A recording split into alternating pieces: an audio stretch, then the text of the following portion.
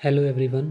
तो आज हम करेंगे नॉवेल ब्लैक ब्यूटी के चैप्टर 7 की समरी। तो अभी तक हमने ये जाना है कि जो ब्लैक ब्यूटी है वो काफ़ी सारी अप्स एंड डाउन्स को देखते हुए अपनी लाइफ में आगे बढ़ा है और अपनी जो स्टोरी है वो बता रहा है।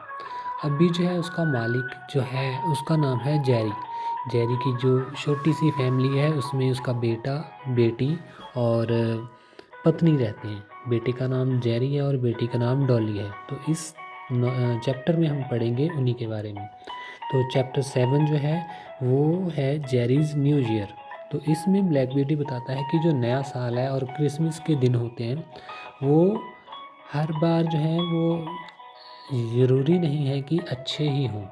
तो एक कैबमैन के लिए और उनके घोड़ों के लिए ये जो दिन है वो काफ़ी मुश्किलों से भरे होते हैं। तो इस पर जो है ब्लैक ब्यूटी जो है अपनी स्टोरी जो है अब आगे बढ़ाता है और सुनानी शुरू करता है और कहता है कि क्रिसमस का ही हफ्ता था और जेरी जो है उसे बहुत ही ज़्यादा खांसी हुई थी। लगभग जो है 9 बजे थे और न्यू ईयर की ईव थी। तो दो जेंटलमैन आए और उन्होंने जो है वेस्ट एंड के लिए हमें जाने के लिए बोला। तो उन्होंने बोला कि वो लगभग 11 बजे तक आ जाएंगे वापस और हो सकता है कि तुम्हें थोड़ी वेट करनी पड़े मगर लेट मत होना। तो इस पर जो है जेरी और ब्लैक ब्यूटी जो है उनके लिए वेट करते रहते हैं और वेट करते करते लगभग उन्हें 1:15 हो जाता है। इसी दौरान जो है काफ़ी बारिश हो रही थी और ठंड भी थी। तो जेरी जो है वो बहुत ज़्यादा बीमार हो जाता है।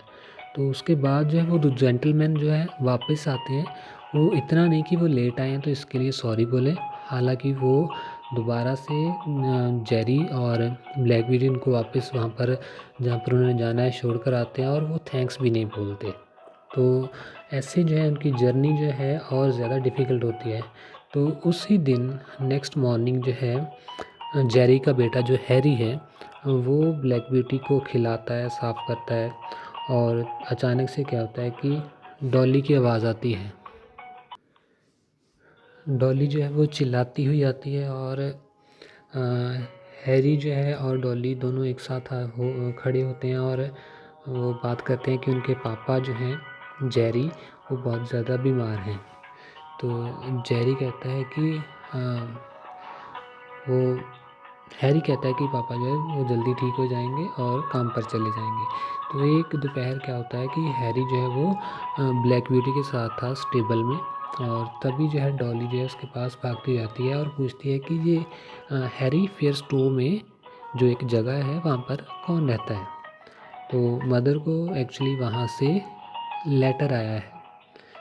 तो जो हैरी है वो बताता है कि दैट इज़ मिसिज़ फाउलर। वो जो है वहाँ पर जो है मिसिज़ फाउलर्स रहती हैं। तुम्हें मालूम नहीं कि जो मॉम है उनकी जो पुरानी मालकिन थी वो है मिसिज़ फाउलर।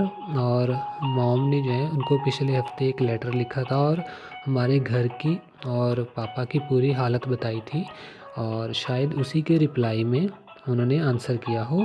और हैरी कहता है कि डॉली भाग कर जाओ और देखो कि लेटर में क्या लिखा है। कुछ ही मिनट बाद जो डॉली है वो फिर से वापस आती है हैरी के पास और कहते हैं कि हैरी सब कुछ जो है वो ठीक हो रहा है। मिसिज़ फाउलर जो है वो चाहती हैं कि हम वहाँ पर उनके पास जाकर रहें और वहाँ पर जो है हमें एक कॉटेज मिलेगा रहने को, गार्डन होगा, एप्पल ट्री होंगे और वो चाहते हैं कि जो पापा हैं मीन्स जेरी जो हैं वो उनके कोचमैन बने।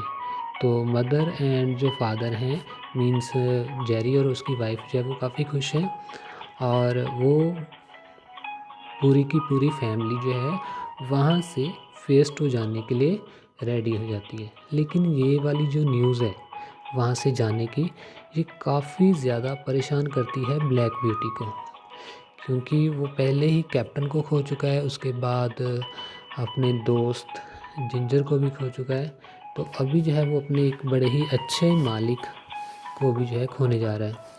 तो जेरी जो है जहाँ पर वो काम करता था वहाँ से ही ड्राइवर्स को कहता है कि तुम ब्लैक ब्यूटी के लिए कोई अच्छा सा घर ढूंढो। उसके बाद जो ब्लैक ब्यूटी है वो कहता है कि उसने जेरी को भी कभी दोबारा नहीं देखा। तो इसी के साथ जो चैप्टर 7 है उसकी जो समरी है वो ख़त्म होती है। Thanks and have a nice day.